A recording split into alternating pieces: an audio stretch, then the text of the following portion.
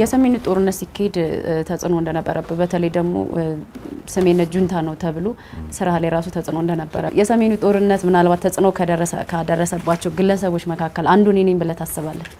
አይ አላስ ይሄን ያለ አላስብም። እሱን ነው እኮ ቅድም ልሽ ለምን እንደዛ ተፈረሽክ? ግን እኔ እውነት ነው የምፈልገው።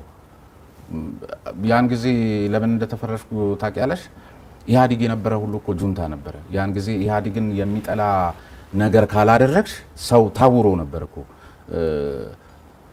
አንዱ ለምሳሌ እኔ ተቋም አካባቢ ጁንታ ሲባል የዚያ ክልል ተወላጆች በብሔራቸው መጥራት አሁንም አልፈልግም። አይናቸው እያየ አይናችን እያየ ጓደኞችሽ ተለቃቅመው ስራ እንዳይገቡ ቢሮ እንዳይገቡ ደሞዝ አይሰጣቸውም ጥጋቸውን ያዙ ተብለው ሲነሱ ኖ ማለት ነበረብኝ። ኖ ያለም ጁንታ ይባል ነበር። ገብቶሻል? እውነታውን የሁሉንም ድምጽ አስተጋባ ስለነበር በዚህኛውም ያለውን በዚህኛውም ያን ጊዜ ፈለገ የነበረው በዚህ ወገን ብቻ ቆመሽ በለው ይሄ ሶሻል እንትናችን ያመጣብናል። የባህል ውድቀት ኃይለኝነትንና በለውን ብቻ ያስተላለፈብን ይሄ ነው። ዛሬም ድረስ ሰንሰለቱ አንዱ ይሄ ነው። በነገራችን ላይ ከሆነው ቦታ የሆነ ነገር ይፈጠራል ይመጣል። ያ ሁሉ ሰው ምን ሲል እንደነበር ትዝ ይልሻል። ከዚያ በኋላ ደግሞ የፕሪቶሪያው ስምምነት መጥቶ ደግሞ እነዛ ጁንታ ስትያቸው ለነበሩ አካላት ደግሞ በትሪ ሽልማት ይዘሽ ስትቀርቢ ደግሞ ምን ሲል ነበር ደግሞ ሌላው ሰው ማህበራዊ ሚዲያ ላይ ወይም አሪፍ ዜና ሰሪ ነን የሚሉ አካላት ቅድም ላልሽኝ እንትን አጫፋሪነቱ ምናምነቱ አፈና ምትዩ ብዙዎቹ የጋዜጠኝነትን ስራ ነበረው ሲሰራ የነበረው ወደ አንድ አካል ብቻ ወርውረው ፓርቲንና እንትንን ህዝብን መለየት ተስኗቸው ጠቅልሎ ጁንታ ሲል የነበረ ኃይል ሁሉ ከዚያ በኋላ ደግሞ ስምምነቱ ሲመጣ እንዴት ጉምሽሽ ብሎ ደግሞ አሁን ደግሞ በሌላ ወገን ተሰልፎ እንትን ሲል ነበረ። ስለዚህ ኖ ማለት ያኔ ጁንታ ያስብል ስለነበረ ኖ ስላልኩ ምናልባት አብዛኞቹ ጁንታ ያሉኝ ለዚያ ነው። አንዳንዶቹ ደግሞ ከነበረው ጋር አብረህ አላቀነቀንክም፣ አብረህ አልዘፈንክም፣ አብረህ አልጨፈርክም እሪ በቃ ምናምን አብዛኞቹ ትኖሪበት አትኖሪበት አላቅም ምናምናችን እያላችሁ ዜና እንደምትሰሩት አብሬ ስላልዘፈንኩ ጁንታ ያሉኛሉ። ምናልባት ደግሞ በፊት ጌታቸው ኮሙኒኬሽን ሆነን አለቃይ ስለነበረም ጁንታ ያሉኝ አካላት አሉ። ጁንታ ማለታቸው ግን ለኔ ምንም ጫና አላሳደረብኝም። ዛሬ የምኮራበትና እውነታው እንደዚህ ተገልጦ ሳይ ምናልባት ሌላው ሸማቀቅ ካልሆነ በስተቀር እኔ የማላፍርበት ጁንታ በመባሌም ነፃነቴን አግኝቼ እድሉን መጠቀም ያልኩሽ ለዚህ ነው። ቅድም ለምሳሌ ጁንታ ስለተባልኩ አዎ ነኝ ብለሃል። አዎ ነኝ ብለህ ታስባለህ። በወቅቱ ግን ጁንታ በመባሌ ማንን ያመሰገንኩት? ለምሳሌ ካነበብሽው ማንን አመሰገንኩ? የመስሪያ ቤት አለቆችን ለምን አመሰገንኳቸው? ጁንታ ብለው ስለገፉኝ የስራ አካባቢን ሲደፍኑብኝ ሄጄ ይሄን መጽሐፍ የመጽሐፉን እድል አገኘሁ። ይሄን መጽሐፍ ለመጻፍም ይሄ ምክንያት እንደሆነ አይቼዋለሁ። ጁንታ እንደሆነ ምክንያት የሆነኝ ደግሞ ጌታቸውንም አመሰግንኩት። አንደኛ ክሬዲት የሰጠሁት ጁንታ ላለኝ አካል ነው። በጁንታነቴ እኔ ስላተረፍኩ ማለት ነው። እንዲህ በመባል አመሰግናለሁ። ይሄን ለመጻፍ ምክንያት ሆነኛል ትላለህ። ስለዚህ በጁንታነቴ ጫና ደረሰብኝ ወይ ሳይሆን ማለት ያለብሽ አትርፍ ያለው ብለህ ታስባለህ ወይ ነው። እኔ አልደረሰብኝም። ስለዚህ ጥሩ እድል ፈጥሮ ብላ መልካም። እዚሁ ጋር ከአቶ ጌታቸው ረዳ ጋር ያያይዝና እንደ ጥያቄ ላንሳ። አቶ ጌታቸው ረዳ ወይም የቀድሞ የአንተ የስራ ባልደረባ ወይም ነው አለቃህ ልበልና ስለሳቸው እንግዲህ ብዙ ጊዜ ያያቸው ቪዲዮዎች ላይ እንደምታደንቃቸው መጽሐፍም ላይ አንበብ ያለውና አቶ ጌታቸው ምናቸው ነው የምታደንቅላቸው የሚል ነገር ላንሳ። አቶ ጌታቸውን ማደንቅላቸው አቶ ጌታቸው ማደንቅለት ጌታቸው ያነባል፣ ይጽፋል፣ ይናገራል። ሶስቱንም ነገሮች ይችላል። በተለይ ደግሞ መናገር የቻለው ስለሚያነብ ነው። የሚያነብ ሰው ደግሞ ይደነቃል። የሚያነብ ሰው በመርህ የሚመራ ነው። የሚያነብ ሰው የሰው ተፈጥሮ ያለው ሰው ነው። የሚያነብ ሰው ነገሮችን የሚያይበት መነጽርና የሚያስታምምበት እይታ ከፍ ያለ የላቀ ነው። አሁን ባለው ሰሞናዊ ሁኔታ ራሱ ስትመለከቺ ሞደርንም ስለሆነ የከተማም ልጅ ስለሆነ ወይም ደግሞ ወጣትነቱ ያን አይነት የዛጋ አስተሳሰብ ውስጥ ለመዘፈቅ እድል ስለማይሰጠው ነገሮችን ሁሉ ከወጣቶች ጋር አስተሳስሮ የሚመለከት ነው። ጌታቸው ድንቅ ሰው ነው። ጌታቸው አሁንም ደግሜ የምነግርሽ ጌታቸው እዛ አላማጣ ጥሻ ውስጥ ሆኖ 7ኛ ክፍል ሆኖ የቢቢሲ ሬዲዮን አዋርድ የበላ ሰው ነው። በአድማጭነቱ አድምጦ ተሳትፎ የቢቢሲን እንግሊዘኛ ፕሮግራሞችና ዜናዎች በማድመጥ እና በመሳተፍ አላማጣ የሆነ ጥሻ ውስጥ የሚገኝ ጌታቸው ረዳ የተባለ ህፃን ልጅ በዚያ ዘመን 7ኛ ክፍል ሆኖ ለንደን ሄዶ አዋርድ የተሸለመ ሰው ነው። ማንበቡ ይሄ የሚወረስ የሚወደድ ነው። አሁን ካለበት ሁኔታ ጋር አያይዘሽ አይ እንደው ከሱ በፊት የአቶ ጌታቸው የንግግር ሰው ወይስ የተግባር ሰው ጌታ እያልኩሽ እኮ ነው ልሽ የሚጽፍ ሰው የሚናገር ሰው መጀመሪያ ማንበብ ነው አይደል? አው ግን አቶ ጌታቸው ምን አይነት ሰው ናቸው ላንተ? ጎበዝ ሰው ነው። ይሄው ነገርኩሽ እኮ አቶ ለምሳሌ በጊዜ አስተዳደሩ አሁን ላይ የሰሜን ኢትዮጵያ ጦርነት ከተጠናቀቀ በኋላ በፕሪቶሪያ በተፈረመው የዘላቂ ግጭት አቁም የተኩስ አቁም ስምምነቱን ከተፈጽሞ ከዛ በኋላ ጊዜ አስተዳደሩ ከተዋቀረ በኋላ ግን በፕሪቶሪያውን የዘላቂ ግጭት ማስቆም ስምምነትን አላስፈጸሙም፣ ከንግግር ባለፈ ምንም አላደረጉም የሚል ነገር ይቀርብባቸዋል። ከዚህ ጋር ተያይዞ አቶ ጌታቸው ወይም ደግሞ የትግራይ ክልል ጊዜ አስተዳደር ያካሄድ ችግር ነበረባቸው ወይ የሚል ነገር እንደው ባንተ ግምገማ ምንድነው? በቅርብም ስለታቀ ጋዜጠኛ ነው። አንደኛ እንደ ጋዜጠኛ፣ ሁለትም በቅርበት ከምታውቃቸው አንደኛ የሚመስለኝ ነው የምነግርሽ። ህወሓትን በጉድባይ ሌኒን ፊልም ነገርኩሽ። ዴሞስቴን የሚባል አንድ የግሪክ እዚህኛው ላይ ብነግረኝ ደስ ይለኛል። ሁሉ ነግርሽ ነው እኮ በነገሬን በምሳሌ ማስደገፍ እኮ ነው። ስለ ጌታቸው አይደል ጠይቅሽ? አዎ የጊዜ አስተዳደሩ አዎ እሱን ነው ነገር በምሳሌ ነው። ዴሞስቴን ማለት የግሪክ ነገር አዋቂ የሚባል አለ። ነገር አዋቂ ነውና ዴሞስቴን ግሪክ አንድ ጊዜ የጦርነት ስጋት በገጠማት ጊዜ ዴሞስቴን ወጥቶ ሀገራችሁን ጠብቁ፣ እንዲህ አይነት ወረራ እያንዣበበባችሁ ነው እያለ መድረክ ላይ ቶሪ ሲል ያበዛው የምን ነገር የምን እያለ ይጮህበታል። ውረድ ውረድ እያሉ በደንብ አዳምጪኝ። አሁንም እየተነሳ የስጋቱ ልክ በጣም እያየለ ሲመጣ ገብቶ ግሪካውያን ሀገራችሁን ጠብቁ እሪ ውረድ ውረድ ውረድ ይሉታል፣ ይጮሁበታል። ከዛ የሆነ ጊዜ በጣም የአደጋው ልክ እየከፋ ሲመጣ አሁንም ለህዝቡ ሊናገር ነገር አዋቂ ስለሆነ የሀገሪቱ መንግስት ጋብዛው ሀገራችሁን ጠብቁ ብሎ ልጆች ገና ሳይወጣ ውረድ ውረድ ይሉት አይደለም ተረት ልነግራችሁ ነው አላቸው። እሺ ብለው ጠበቁት። ምን ይላቸዋል መሰለሽ? የሆነ ሰውዬ ወደ ሆነ ቦታ ለመሄድ ወደ ሆነ ሀገር ጥሎ ለመሄድ አህያ ይከራያል። አህያ ይከራይና ስንቁን ይጭናል። ወዴት ልትሄድ ነው ይለዋል አህያ አከራዩ። ይሄ ተረቱ ነው እንግዲህ ለህዝቡ የሚነግራቸው። ወዴት ልትሄድ ነው ሲለው እንዲህ ሲለው እኔም እኮ መንገዴ ወደዛ ነው፣ ስለዚህ አብረን እንሂድ ይባባላሉ። እሺ ብለው አብረው ይሄዱና በረሃ ነው የሆነ ቦታ ላይ ምሳ ይረባቸውና ምሳ ሊበሉ ሲሉ በረሃ ነው ጥላ ጠፋ። ከዛ አህያውን የተከራየው ሰውዬ በአህያይቷ ጥላ ተከልሎ ሊበላ ሲል እንዴ እኔ አህያውን እንጂ ያከራየሁት ጥላዋን አላከራየሁም አለና ሰውየው ወረደ። ጨርስልን አለ ህዝቡ። ተረቱን ሳይጨርስ ወረደ። የሀገሬ ህዝብ የሚጠቅመን ጉዳይ ሳነሳና ስነግርህ ውረድ ውረድ እያልክ ጮክብኝ፣ ለተራ ምናምን ተረት ግን ጨርስልን ብለህም አሁንም እየጮክብኝ ነው። ጌታቸው እንደ ደሙ ውስጤን የሆነ ይመስለኛል። ስለዚህ የሚጠቅመውን ነገር እየተናገረ ይመስለኛል። የሚሰማው ስላጣ የሚሰማው ማጣት ብቻ ሳይሆን የሚሰማውን ያጣውን ማህበረሰብ ወክለው ጌታቸው እንዳይሰማ የሚያደርጉ አጫጫዋሂዎችም እንደዚሁ በመስፋታቸው አሁን አንቺም እኔ በተረቱ ልነግርሽ ሳስብ በራሱ እሱን አልፈለግሽም ማለት የጊዜ አስተዳደሩን ያወከው ጌታቸው ነው የሚል አይነት ነው የኔ ጥያቄ። ስለዚህ ጌታቸው እንደዛ ብለን እንድትፈርጀኝ ሳይሆን አቶ ጌታቸው በጊዜ አስተዳደሩ ውስጥ አካሄዳቸው ትክክል ነው ወይ አንተ እንደምታውቃቸው በቅርብ ሰው እንዲሁም እንደ ጋዜጠኛ ነው? አዎ ከገባሽ ዴሞስቴን ለማለት ነው የፈለኩት። ከገባሽ ዴሞስቴን ጉዳይ ነገርኩሽ። ይኸውልሽ እንስራ የተፈናቀሉትን እንመልስ ሲል መግለጫውን ሰምተሻል ብዬ አስባለሁ። ሰሞኑን የተፈናቀሉት ወደ ቦታቸው ይመለሱ፣ ዲዲአሩ ተግባራዊ ይሁን ምናምን ሲል ውረድ ውረድ ውረድ ሌላ ጩኸት ነው። የስልጣን ጥያቄ ነው። ገብቶሻል? ማት ጊዜ ደጋገመ፣ አልሰማም። ከዛ ዛሬ ላይ ያውን አንቺ የምትይውስ እሱ ተረቱን ሳይጨርሰው መጣ ወደዚህ። ከዚያ በኋላ እነሱ ለመጨረስ እየታገሉ ነው። ምን ይሆናል በኋላ የምናየው ነው። ስለዚህ በዋናነት ግን ወጣቶቹን ተረድቶ ጌታቸው ከዚያች ከጉድባይ ሌኒን ባሻገር አይኗን ከከለሏት ሰዎች ባሻገር ነው በተለየ በአዲስ አይን ትግራይን ለማየት እየሞከረ ያለው ብዬ እኔ አምናለሁ። ከዚያ ባሻገር ደግሞ ትግራይንና የትግራይን ማህበረሰብ ደግሞ እንደ ዴዝዲሞና ስለወደድኩሽ ልግደልሽ የሚል አስተሳሰብ እንደሌለው አምናለሁ። ለወጣቱ እድል መስጠት ተገቢነቱን አምናለሁ። በነገራችን ላይ ይህንን ስልሽ አሁን እንደ ጓደኛ ማለት ነው በባህሪው ማለት ነው ዝም ብሎ በባህሪው ስልጣን ያስጨንቀዋል እንጂ አይፈልግም። በጣም ያስጨንቀዋል። ለቀቅ ብሎ ቀለል ብሎ መኖር የሚፈልግ ሰው ነው። እንደዚህ አሁን ደግሞ ባለበት ሁኔታ ላይ እንደዚህ በጠመንጃ ባጀብ ምናምን ሲሄድ እኔ እርግጠኛ ነኝ ምን ሊሰማው እንደሚችል አላቅም።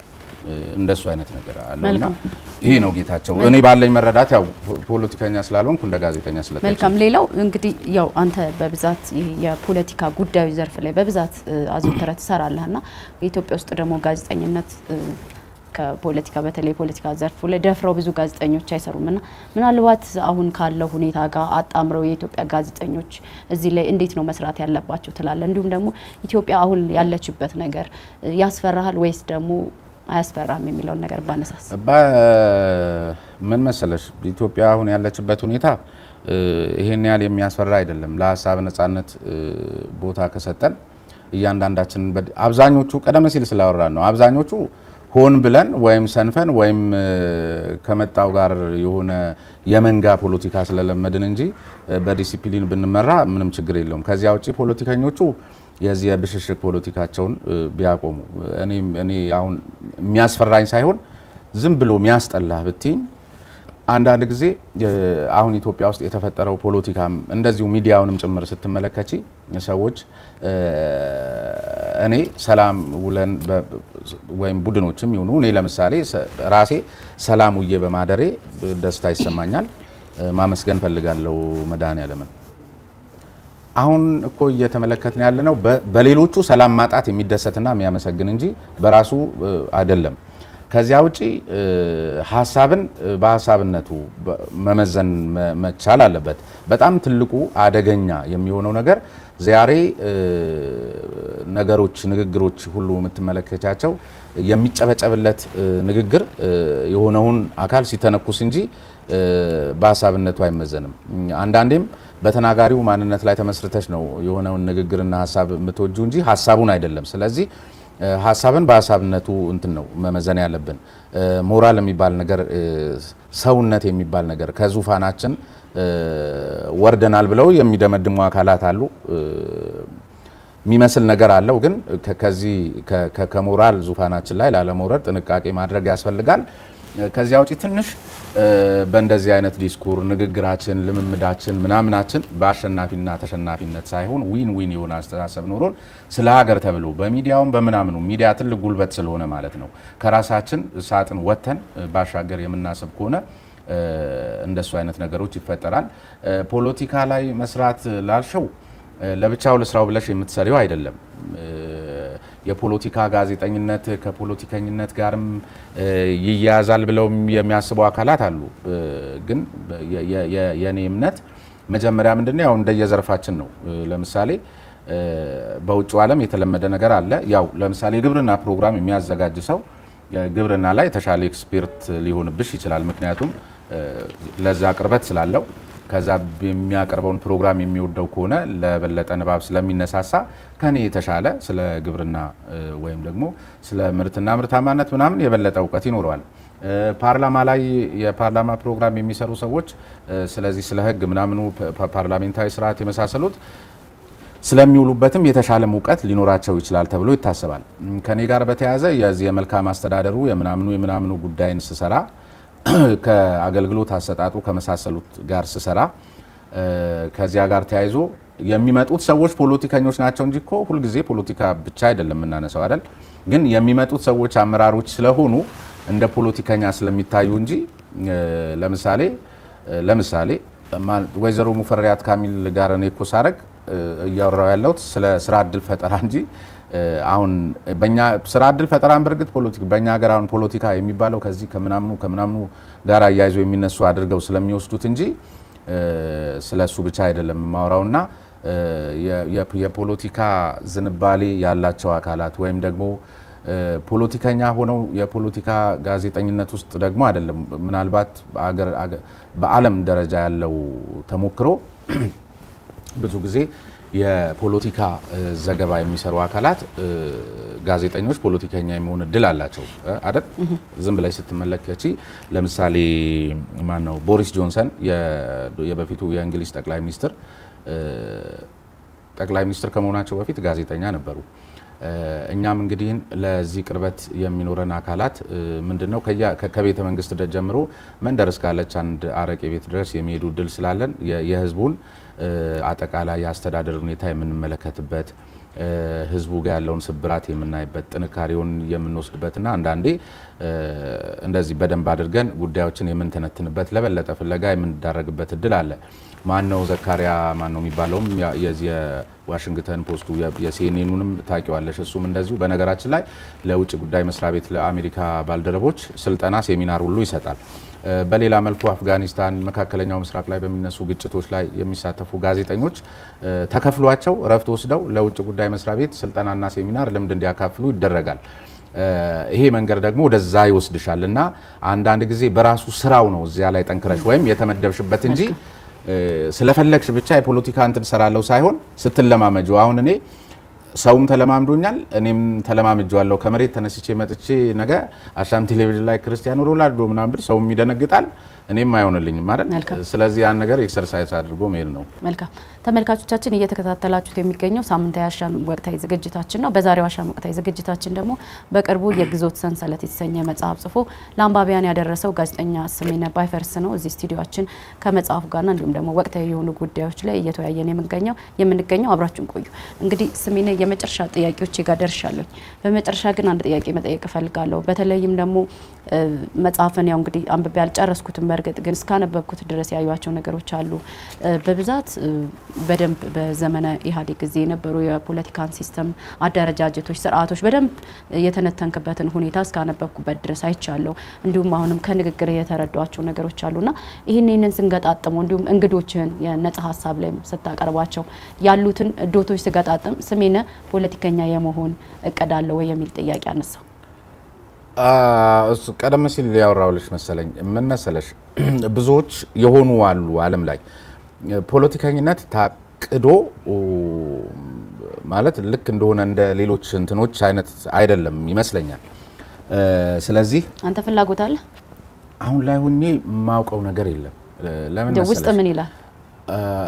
እሱን እኮ ነው አሁን እንግዲህ ውሎሽ ነው የሆነ ቦታ የሚወስድሽ። ቀደም ሲል እንዳልኩሽ ነው። ለምሳሌ ብዙዎቹ ኢንተርቪዎቻቸውንም ሰምቻለሁ። እነ ቦሪስ ጆንሰን ጠቅላይ ሚኒስትር ሲሆኑ ሆናለሁ ብለው በጣም እስከ ጠቅላይ ሚኒስትር እስከሆኑበት ቅርብ ቀን ድረስ ሆናለሁ ብለው አስበው እንደማያውቁ ሲናገሩ ሰምቻቸዋለሁ። ከዚያ ውጪ አሁን እነ ማነው ዘካሪያን እንዳልኩሽ ከፖለቲከኞቹ በላይ ነው። በተለይ የመካከለኛው ምስራቅንና የምዕራባውያንን ፖለቲካ የሚተነትኑት እነዚህ አካላት አስበሽዋል። ለአሜሪካ የውጭ ጉዳይ መስሪያ ቤት ባልደረቦች እና ፖሊሲ አውጪዎች ምክረ ሀሳብ እንዲሰጡ፣ ሴሚናር እንዲሰጡ በመንግስት በኩል በጀት ተይዞላቸው ያደርጋሉ እዚያ ውስጥ። ስለዚህ ብዙ ንክኪዎችና ብዙ መስተጋብሮች ይፈጠራሉ። ቀደም ሲልም የነገርኳቸው ኢንከሬጅ የሚደረጉት ፔድ ሆነው ነው፣ እረፍት የሚሰጣቸው ተከፍሏቸው ነው። ለሀገራቸው ከሄዱበት ሀገር አምጥተው ሀሳባቸውን እንዲያካፍሉ መካከለኛው ምስራቅ ላይ ትልቅ ኤክስፒሪየንስ ያላቸው ጋዜጠኞች ለምሳሌ የኛ ሀገር ቢሆኑ ብለሽ አስቢ መጥተው ለውጭ ጉዳይ መስሪያ ቤት ባልደረቦች ሀሳባቸውን ሼር የሚያደርጉ ከሆነ እነዚህ አካላት በተለይ እየጎለመሱ ሲመጡ ወደዚያ ወደ ፖለቲካ ውስጥ የመግባት እድላቸው የሰፋ ይሆናል። ይሄ ኢነርጂን ተፍ ተፍ ማለትን የሚጠይቀው የጋዜጠኝነት ዘመን ሲያበቃ ወደዚያ የመጠቃለል እድላቸው የሰፋ ነው። በነገራችን ላይ ይሄ ሪሰርችም ስለሆነ ነው። ብዙዎቹ በሚሰሩበት የስራ ዘርፍ ላይ በርካቶቹ እኮ የዚህ ለምሳሌ የህግ ትምህርት ኖሯቸው በህግ ፕሮግራም ሲያዘጋጁ የነበሩ ጋዜጠኞች ጠበቃ እንደሚሆኑት ሁሉ እንደዚህ አይነት እድል ይኖራል። ስለዚህ እንግዲህ አሁንም እኔም ተፍ ተፍ ብዬ ጋዜጠኝነቱን መስራት ሳቆም ወደዛ ልገባ እችላለሁ አልችልም፣ የሚወስደው መንገዱን ይዣለሁ። መታጠፊያ ይኖረው ይሆን አላቅም። ዝም ብሎ ቀጥታ መንገዱ እዛ ነከረኝ ነው። ግን በሆንም ደስ ይለኛል፣ ፊት አደርጋለሁ። በነገራችን ላይ እኔ ፖለቲካ በጣም አንዱ ከምደሰትበት። ስለዚህ ልትሆን የምትችልበት አጋጣሚ ይፈጠራል። የግድ እዚህ ጋር መናገር አይጠበቅብኝም። አንዱ ፖለቲከኝነት ይሄ ስለሆነ መልካም ፖለቲከኛ ሆናለሁ ተብሎ አይነገርም። እንደ ደህንነት እሺ ያሰጋል። ቀጣይ እቅዶች ውስጥ ለምሳሌ በራስ ፕሮግራም ልትመጣ ትፈልጋለህ ወይ? ለምሳሌ ራስ የምታቋቁማቸውስ ዩቲዩብ ወይም ሌላም ሊሆን ይችላል። እኔና አንቺ ተመሳሳይ የስራ ዘርፍ ነው ያለን አይደል? ይሄ አሻም ሚዲያ ነው አይደል? ጋዜጠኛ እቅዱን ለጋዜጠኛ አይነግርም። ማወቅ ለሚፈልጉ አድማጭ ተመልካቾቻችን ለነሱም ጊዜው ገና ነው። አሁን መናገር ተገቢ አይደለም። እቅዶች አሉ። ግን እንዴት ያለ እቅድ ሰው ይኖራል? እንኳን ነገር አሁን ከዚህ ሲወጣ ማለት እቅድ አለኝ። መልካም እሺ በመጨረሻ ምናልባት የምትላቸው ወይም ደግሞ ያላነሷቸው የምትላቸው ነገሮች ካሉ ከመጽሐፍ ጋርም ተያይዞ ሊሆን ይችላል። መጽሐፌ ያው ብዙ አንስተናል፣ ብዙ ተብሏል። ያው መጽሐፌን እድሉን ካገኘው ያው ማሻሻት ተገቢ ስለሆነ ጃፈር የመጽሐፍት መደብር ሜክሲኮ 4 ኪሎ 2 ቦታ ነው 4 ኪሎ ያለው። ግን አልተወደደም መጽሐፍ ምናልባት ብዙ ወጥቶበታል። በነገራችን ላይ ተወዷል ብዬ አላስብም። ምክንያቱም ወጥቶበታል ኢን ሴንስ ማሳተሚያው ብቻ አይደለም፣ ሲጻፍ ብዙ ወጥቶበታል፣ ብዙ ተለፍቶበታል። በነገራችን ላይ ጸሐፊ ተያቢን ጨምሮ አጠቃላይ የዚህ የመጽሐፉ እዚህ መጀመሪያው ፔጅ ላይ የተገለጹ ተሳትፎ ያላቸው አርታኢ፣ የሽፋን ስዕል የመሳሰሉት አካላትን ጭምር ጉራጌ ዞን የሚገኙ ገጠሮች ውስጥ እዚህ ውስጥ ያሉት አካባቢዎች ላይ ሁሉ ወስጄ በደንብ በቡድን ክሬቲቭ ሆነው በደንብ በጉዳዩ ላይ የራሳቸውን ሀሳብም እንዲያጋሩ ተደርጎ የተሰራ በጣም ብዙ ሺዎች ብር አውጥቼበታለሁና ስጽፈው ዲዘርቭ ያደርጋል ብዬ አስባለሁ። ያም ሆኖ ግን እንደ ሰው ሁኔታ ደግሞ ጃፈር ይመስለኛል ሲሸጥ የሆነ የሚቀንሰው ነገር አለ ይመስለኛል። እስከ 650 ብር ምናምን ሲሸጥ ስለማቅ በዚህ በጅምላም ለሚገዙት ከዚያ ውጪ ለውጭ አካላት ነው እንደውም ትንሽ ሳውንድ ያደረገኝ ይሄ $40 መሆኑ ላይ ነው። እሱ ላይ አሁን ሁለተኛ ህትመቱ ላይ እዛው ጀርመን ሀገር እየታተመም ስለሆነ እሱ ላይ የዶላሩን ዋጋ በተመለከተ ለማሻሻል ወይም ደግሞ ማሻሻል ግዴታችን እንደሆነ ይገባኛል። በተመሳሳይ አሁን ሁለተኛው ህትመትም ሊጀመር ስለሆነ ከወረቀት ከመሳሰሉት ጋር ኪሳራውንም ችለን ጭምር ተቀንሶም የሚታተምበት እድል ሊኖር እንደሚችል እንደሱ አይነት ነገርም እያሰብን ነው። እንደሱ አይነቱ ነገር ከበዛ እንደሱም ነገር እያሰብን ነው። ምን ያክል ኮፒ ተሸጠ? መጀመሪያ ላይ 10,000 ነው የታተመው። 10,000ም ኦልሞስት አሁን እያለቀ ነው ውጪ ምንም እንትን እያለ ስለዚህ ያው መጽሐፉ በርግጥ ያው እኔ እስከሄድኩበት ርቀት ድረስ በጣም ብዙ ነገሮችን ያዘ ነው። ብዙ መረጃዎች ላይ ወረቀቱም ምናምኑም ኳሊቲውንም ለርተናው ፎንቱንም እንዲነበብ አድርገን ፎንቱም በጣም የሚነበብ ነው ማለት ለማንበብ ኢንትረስቲንግ ነው። በጣም ኢንትረስቲንግ ነው። እንትኑም ይሄ ወረቀቱ እንትኑም ራሱ ኳሊቲው ደረጃ አንድ ስለሆነ ለማሳተሚያ የወጣውን ዋጋ ብነግርሽ ለአንድ መጽሐፍ ከዚህ በላይ ስንት ልሽጠው ያሰኘሻል? እኔ ስጽፍ ያወጣሁት ወጪ እንደተጠበቀው ነው። ለአንድ መጽሐፍ የወጣው ዋጋ በጣም ውድ ስለሆነ ነው በነገራችን ላይ። መልካም። አይ የመጽሐፉ በጣም ማለት መጽሐፍ ማንበብ እኮ አንዳንዴ ከሶሻል ሚዲያ ባሻገር እና ያለን በነገራችን ላይ መጽሐፍ አንቺ እንዳልሽው እውነት ነው የግድ መተረፍም የለበትም። በቃ ብዙ ሰው ደግሞ አንባቢ አይደለምና ብዙ ሰው እንግዲህ ሊበረታታ ይገባል። ስለዚህ ሲወደድ ደግሞ ወደዚህ ላይ ምናልባት ኢቭን የማሳተሚያውን ዋጋ ራሱ ከመለሰ እንዲያነቡ በሚል ሁሉ እያሰብን ነው፣ እየተማከርን ነው። ከኔ በስተጀርባ ብዙ ሰዎች ስላሉ ስለዚህ በዚሁ አጋጣሚ እዚህ መጽሐፍ ላይ ትልቅ አስተዋጽኦ ላደረገው እያደረገም ላለው አሁንም ከስር እየተከታተለኔ ብዙ በእንደዚህ አይነት ሴልስ ምናምን ነገሮች ውስጥ የለውበትም። ያው እንደነገርኩሽ ልጽፍና ላወራ ካልሆነ በስተቀር ይሄ ምናምኑ ላይ ስለሌለውበት ጥላሁን አበበ ወለላው አርታዬ በጣም ልሽ ስቲል ጭምር ይሄን መጽሐፍ እየተከታተለ በብዙ መልኩ ነገሮችን ሃንድል እያደረገ ያለ ሰው ስለሆነ እሱን በጣም ላመሰግን እወዳለሁ። አሁንም እንትን እያለ ስለሆነ መልካም። እንግዲህ ያው መጽሐፉ አሪፍ ነው። እኔ ያስኬድኩበት ርቀት ድረስ ለአንባቢያን እኔ መጋበዝ እፈልጋለሁ። በዚህ አጋጣሚ ብዙ ነገር በተለይ ወደ ኋላ እድሜያቸው በተለይ ከ20ዎቹ ከ25 ዓመት በታች እስከ 15 ዓመት ላሉ ከምርጫ 97 ጀምሮ ተሳትፎ ያላቸው ሰዎች በተለይ ብዙ ነገራቸው ስላለ አረገ ነገር ነው። ምርጫ 97 ምርጫ 92 ኢህአዴግ ስርዓቱ ራሱ አጠቃላይ የነበረው ብዙ ነገሮች እያንዳንዳቸው የህወሓት አመራሮች የኢህአዴግ አመራሮች ራሳቸው እያንዳንዱ መጥራት ካስፈለገ ማለት ነው እዚህ መጽሐፍ ውስጥ ገብቶ ማንበብ ይቻላል። እንግዲህ አንባቢያኑ ይሄንን መጽሐፍ ለአንባቢያኖች እየጋበዝን ዝግጅታችንን እዚህ ጋር እንቋጫለን። ጋዜጠኛ ስሜነ ባይፈርስ የዛሬ እንግዳችን ስለነበርክ እጅግ በጣም አድርጌ በአድማጭ ተመልካቾቻችን ስም ላመሰግን እወዳለሁ። እሺ እኔም በጣም አንቺንም አሻም ቴሌቪዥንንም በጣም ነው ማመሰግነው። ያው በዚሁ አጋጣሚ መንግስት እንደ መንግስት አሻም ቴሌቪዥንንም እንደ ሌሎቹ የራሱ ተቋማት ቀደም ሲል እንዳነሳ ነው እንዲያይ በዚሁ አጋጣሚ ጥሪ ያቀርባል።